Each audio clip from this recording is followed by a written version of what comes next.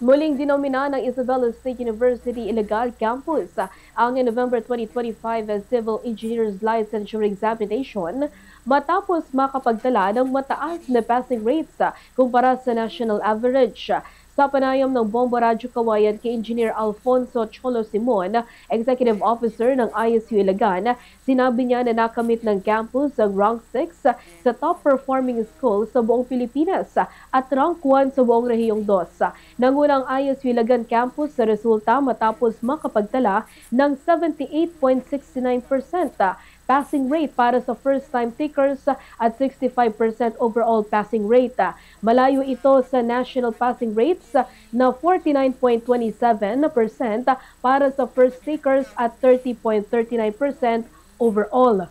Ayon kay Engineer Simon, ang napakagandang performance ng ISU Iligan ay bunga ng mga hakbang ng pamunuan mula nang maitatag ang Civil Engineering Program noong 1994, kung saan siya mismo ang gumawa ng feasibility study.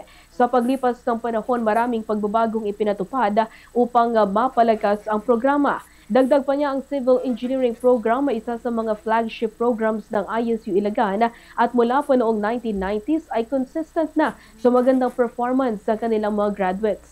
Nagsisimula ang proseso sa admission kung saan masusing sinasala ang lahat ng nagnanais kahit nakapasok na sa CE program.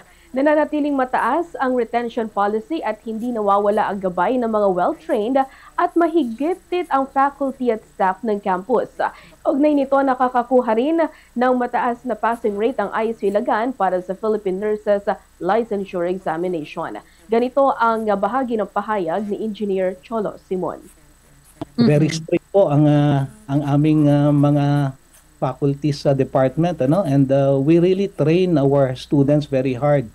Naniniwala po kasi kami na kahit hirap sila na mag-aral hanggang sa graduate sila, pagka-graduate naman po nila ay napakataas po ng tsansa na makapasa sila sa board examination. Nais ko pong ipaabot ang aming taus-pusong pasasalamat, pagbati at pagpupugay sa ating mga 52 na bagong mga registered civil engineers mula sa ISU Iligan sa kanilang napakaganda at tunay naman pong nakaka-proud na performance sa November 2025 Civil Engineering Licensure Examination.